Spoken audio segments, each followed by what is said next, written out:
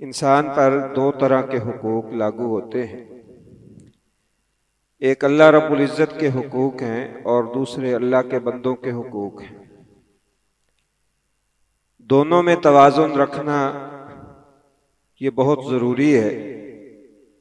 और अल्लाह ताला को जो दीन पसंद है वो ये है कि इंसान अल्लाह के हुकूक भी अदा करने वाला हो और अल्लाह के बंदों के हुकूक जो है उनका भी ख्याल रखने वाला हो। हमारे यहाँ इसमें इफरात व तफरीद पाया जाता है। कुछ लोग अल्लाह के हुकूक की तरफ तो बहुत तवज्जो देते हैं, लेकिन अल्लाह के बंदों के हुकूक के हवाले से बहुत कोताही करते हैं। इसी तरह इसके बरअक्स भी है कि कुछ लोग बंदों के हुकूक का बहुत ख्याल रखते हैं, लेकिन अल्लाह रब्बुल इज़्ज़त के हुकूक के हवाले से कोताही करते हैं, उसका ध्यान नहीं करते।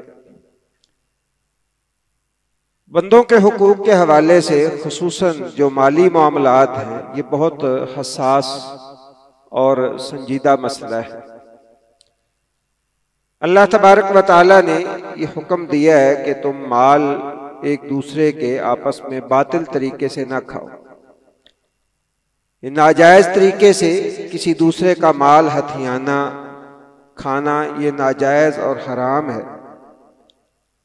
और जब तक इंसान वो वापस नहीं कर देता, वो इससे अपनी जान नहीं छुड़ा सकता। क़यामत वाले दिन रसूलुल्लाह सल्लल्लाहु अलैहि वसल्लम ने फरमाया है कि वो दिन आने से पहले पहले अपने मामलात दुरुस्त कर लो। वहां दिरहम व दीनार नहीं होंगे, वहां नेकियां देकर या लेकर इंसान को हिसाब किताब चुकाना पड़ेगा। इसलिए जहां हम नमाजें पढ़ते हैं, अल्लाह के हुकूक का ख्याल रखते हैं, वहां माली मामलात में भी हमें बहुत हसास होना चाहिए। एक वाकया हदीस में मेरी नजर से गुजरा, बहुत ही सबक आमोज वाकया है कि इंसान जितने भी गए गुजरे हालात में चला जाए, फिर भी किसी दूसरे का माल नाक खाने की इंसान को इजाजत नहीं है।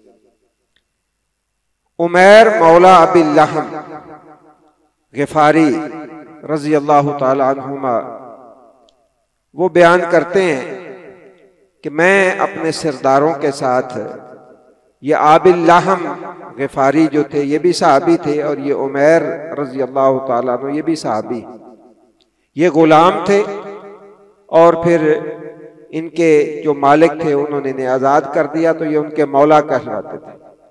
उमैर मौला आबिल लहम।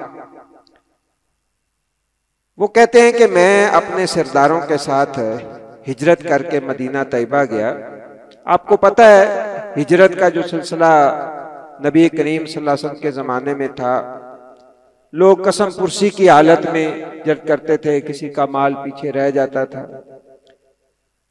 तो कहते हैं जब हम मदीना के करीब पहुंचे तो वहां एक जगह हमने पड़ाव डाला, एक जगह पे ठहर गए। तो मेरे जो मालिक थे, जो सरदार थे, वो आगे मदीना तैयबा चले गए और मुझे उन्होंने वहां छोड़ दिया कि आप यहां रुके। कहते हैं मैं वहां रुक के उनका इंतजार करता रहा। भूख की शिद्दत इतनी ज्यादा थी कि बर्दाश्त से मामला बाहर था। वो वापस ना आए, मैं वहां बैठा उनका इंतजार करता रहा। भूख की शिद्दत में मैंने इधर उधर देखा, मुझे कोई चीज ना मिली। तो कुछ लोग मदीना तैयबा से कहीं बाहर जा रहे थे, उनके सामने मैंने अपना मुद्दा रखा। उन्होंने भी मेरी बात पे कोई तवज्जो ना दी और कहा कि मदीना चले जाओ, वहां खजूरों के कुछ बागात हैं, हवेलियां हैं, किसी हवेली से तुम्हें कोई खजूरें मिल जाएंगी, तो वो खा के अपना पेट भर लेना। तो कहते हैं मैं शहर के करीब हुआ, एक बाग था, हवेली थी। मैंने देखा कि आदमी कोई नहीं है, मैं उसके अंदर दाखिल हुआ। वहां से 2 खोशे मैंने खजूरों के तोड़े। भूख की शिद्दत थी, मैंने वो खजूरों के खोशे तोड़ के खाने शुरू कर दिए। इस दौरान उस बाग और हवेली का मालिक भी आ गया। उसने कहते हैं मुझे पकड़ लिया। मुझे कहने लगा कि किससे पूछ के तोड़े। मैं अब उस शहर में अजनबी भी था, तो कहते हैं वो मुझे पकड़ के सीधा रसूल अकरम सल्लल्लाहु अलैहि वसल्लम के पास ले गया। जरा इस जो हालात हैं उन पे जरा गौर करके जायजा लीजिए कि किन हालात में वो हिजरत करके आ रहे थे और भूख की शिद्दत का क्या आलम था, और फिर बाग से उन्होंने वो खजूरें तोड़ ली और मालिक जो है वो रजामंद नहीं है कि मेरा माल मेरी इजाजत के बगैर कोई खाए। तो कहते हैं रसूलुल्लाह सल्लल्लाहु अलैहि वसल्लम ने जब मुझे देखा तो जिस बंदे ने मुझे पकड़ा था उसने सारा वाकया रसूलुल्लाह सल्लल्लाहु अलैहि वसल्लम के सामने रखा कि इसने मेरे बाग से खजूरें तोड़ी हैं। तो कहते हैं मैंने 2 चादरें पहनी हुई थी, 2 कपड़े मेरे ऊपर थे। रसूलुल्लाह सल्लल्लाहु अलैहि वसल्लम ने मुझसे पूछा कि इन दोनों चादरों में से तेरी अच्छी चादर कौन सी? तो कहते हैं मैंने एक चादर को हाथ लगा के इशारा करके बताया कि ये वाली चादर जो है ये ज्यादा अच्छी है। रसूलुल्लाह सल्लल्लाहु अलैहि वसल्लम ने फरमाया ये चादर तुम अपने पास रख लो, और दूसरी चादर जो है रसूलुल्लाह सल्लल्लाहु अलैहि वसल्लम ने फरमाया मेरे हवाले कर दो। उसने एक चादर पहन ली, दूसरी चादर उसके हवाले कर दी। रसूलुल्लाह सल्लल्लाहु अलैहि वसल्लम ने जो शख्स पकड़ के लाया था वो चादर उसको दे दी कि जो तेरी खजूरें इसने तोड़ी हैं उसके बदले में तुम उसका ये कपड़ा और ये चादर जो है वो ले जाओ। फखल्ला सबीली, कहते हैं ये कह के रसूलुल्लाह सल्लल्लाहु अलैहि वसल्लम ने मुझे कहा कि ठीक है अब आप जा सकते हैं।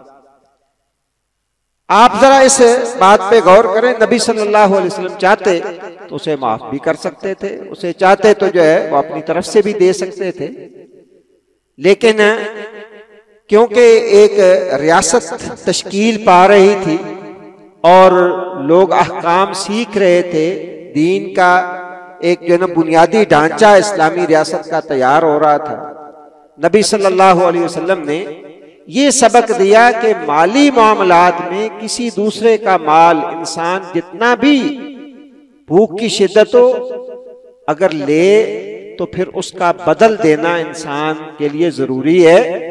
उसके पास क्योंकि चादरें मौजूद थी, नबी सल्लल्लाहु अलैहि वसल्लम ने जिसका माल था उसका माल जब्त नहीं किया, उसके ऊपर जुर्माना नहीं डाला, बल्कि उसको उसका इवज दे दिया। हमें ये वाकया जो है सामने रख के अपने मामलात का, माली मामलात का जरूर जायजा लेना चाहिए। वरासत के मामलात होते हैं, लेन देन के मामलात होते हैं, तो हम कई दफा छोटी मोटी रकम को शायद ये समझ के कह देते हैं कि नहीं इसकी क्या हैसियत है, लेकिन अल्लाह के यहाँ जो है वो बहुत बारीक मामला है। जैसे मौलाना अब्दुल जब्बार साहब मानते थे कि बड़ी बारीक छलनी, हकीकत यही है, अल्लाह माफ कर दे तो उसका फजल है, लेकिन हमें अपने मामलात में बहुत मोहतात रहना चाहिए। नबी सल्लल्लाहु अलैहि वसल्लम की जिंदगी तो खैर बहुत ऊंची है, बड़ी जो है वो आला है, आपकी जिंदगी के वाकयात तो इससे भी ज्यादा हसास है। नबी सल्लल्लाहु अलैहि वसल्लम एक खजूर खा ली, आपको मैंने वाकया सुनाया था, घर में सदके की खजूरें भी पड़ी थी, सिर्फ ये खदशा था कि कहीं ये सदके की खजूर ना हो। सारी रात अल्लाह के रसूल को नींद नहीं आई।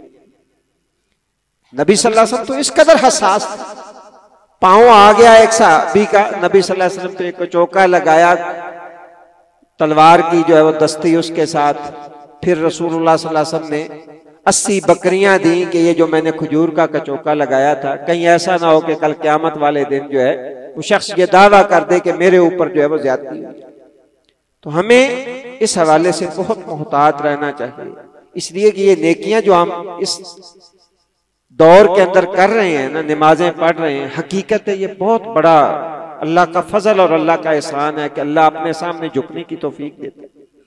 हजारों लोग हैं बाहर फिर रहे हैं रोडों पे, बल्कि लाखों जिनको अल्लाह तौफीक नहीं देती, लेकिन हमसे बड़ा बदनसीब कोई नहीं होगा, अल्लाह ना करे कि नेकियां करके हम जाएं और कल क़यामत वाले दिन इनसे फायदा कोई और उठाए, हमें इनका फायदा ना हो। तो माली मामलात के हवाले से भी हमें बहुत ज्यादा एहतियात करनी चाहिए। अल्लाह ताला मेरा भी और आपका भी दामन जो है वो इन मामलात में साफ रखे, और अल्लाह ताला हमें ना किसी के ऊपर जुल्म करने वाला बनाए, ना किसी का के जुल्म का अल्लाह ताला हमें जो है वो शिकार बनाए। सुब्हानक अल्लाहुम्मा व बिहम्दिका अशहदु अल्ला इलाहा इल्ला अंता अस्तगफिरुका व अतूबु इलैक।